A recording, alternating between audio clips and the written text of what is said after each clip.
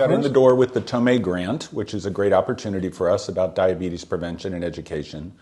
We've also since gotten a grant for a new case manager to help out with clients that don't really fit into a neat little box for us. It's about $300,000. Huge operation. Biggest grant I know we've ever got. Yeah, highly. One of the messages this grant is an indication of the new direction of Upper Shore Aging to provide expanded services.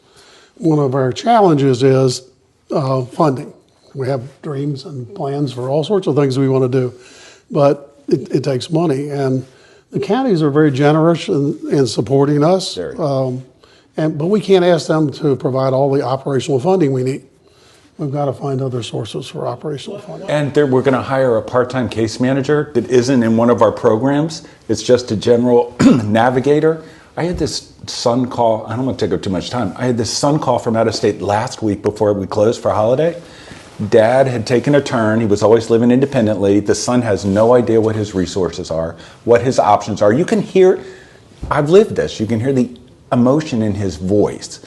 And what we are now going to be able to do is have somebody that can, I don't want to use the term hold his hand, but can take him through the options or opportunities and help and not get lost in the shuffle, because that's happened so much. And I just spoke to Mela, who is our Medicare counselor here in Talbot.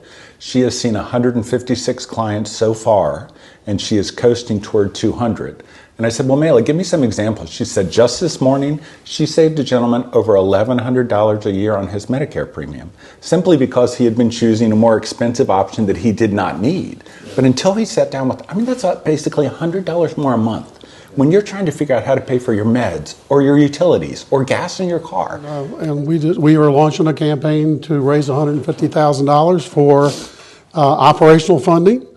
Not as exciting as a new program, but absolutely essential to all the programs we run. I mean, we have a dedicated staff that are incredible. They really are, and they certainly don't work for us out of monetary gain. But we do owe them a living wage.